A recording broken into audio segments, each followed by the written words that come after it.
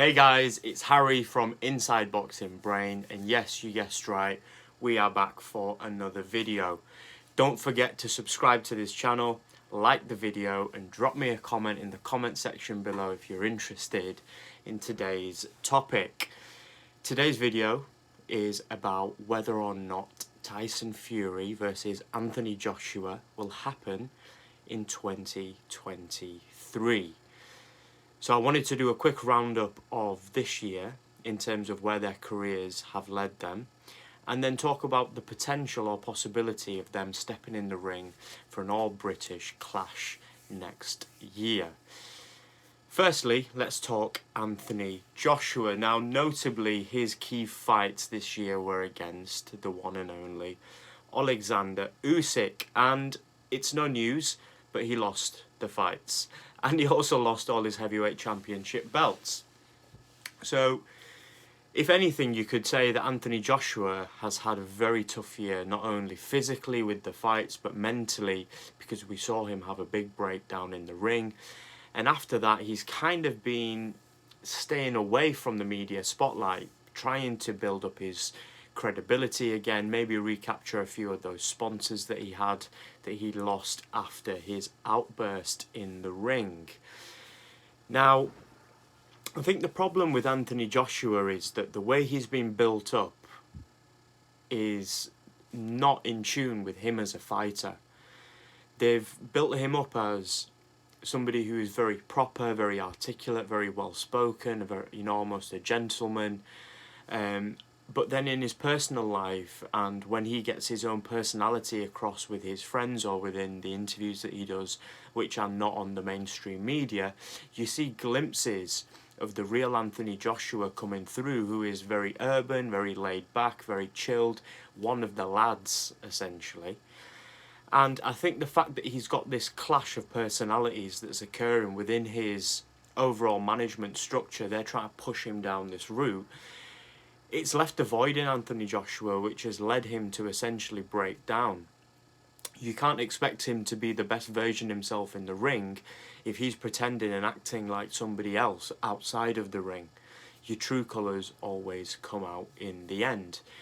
And I think that it has been a mismanagement and a failure on the management and the promoter's side in terms of his matchmaking. Because Anthony Joshua, after his fight with Vladimir Klitschko, has slowly but steadily been, picking his fights to try and fight easy opponents who the odds makers will always have him as a favourite against. And the fact that we haven't seen him in back-to-back difficult fights, or fights where he's really let himself just go and leave it all in the ring, has led fans to believe that he's not actually the champion that we all thought he was. And for me personally, there was one point where I felt that Anthony Joshua would absolutely destroy Tyson in the ring because of his power. I just felt that he was big enough to get close enough and let them shots go. But now I've realised that Anthony Joshua is actually a very worried fighter. He's more concerned about what's coming back because he knows that he's not going to be able to ride punches and take them flush on the chin. He does get hurt, and his recuperative powers or powers of recovery are not there. So I do think that Anthony Joshua is in a bad position at the moment, because the only real way for him to come back into the championship fray now, with him not taking the Tyson fight when he had the chance to, is if he has a string of amazing knockouts. And the fans now are going to crucify him if he gets in the ring with a B-level or a C-level fighter. Even his fight against Dillian White, we're all very in and ahhing about, because we think that it's not necessarily a fight that the fans want to see. We'd much rather him get back in the ring with someone like an Andy Ruiz Jr. to settle the score, because that was a championship bout, or step in the ring with someone new like a Deontay Wilder, which will raise Anthony's stock overnight if he beats a Wilder, because again, Wilder, Tyson and Anthony Joshua were the three-headed beasts, the three most elite fighters within the heavyweight division. Now, in comparison, Tyson Fury has had a brilliant year.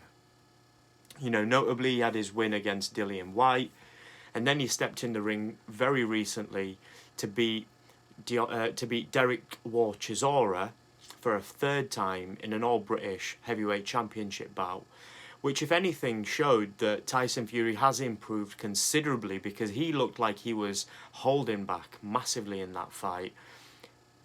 And what did we see? We saw a battered and a bruised Derek Chisora step out of the ring, and it could have been stopped much, much earlier if you just saw Tyson go through the gears and really let those punches go.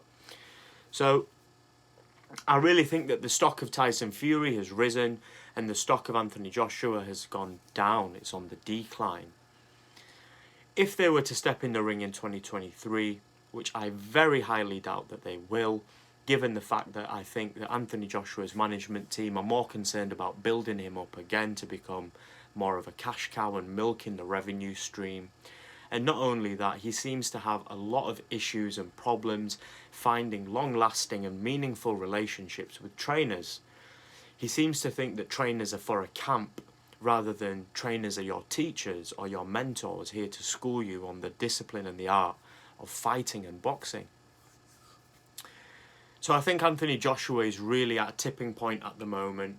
If he goes one way, it could build him back up. He needs to find a potential long-lasting trainer, and he needs to get himself in interesting and competitive fights and really leave it all in the ring, because I feel like he's become a very gun-shy fighter. In contrast to that, I think Tyson Fury's stock has risen considerably. He's more of a dangerous fighter, and people now notably understand that Tyson has got power in those punches, even though he might not have snap in those punches. If they step in the ring in 2023, I think this fight will only go one way, and that's a Tyson Fury victory, but the likelihood of that is slim to none.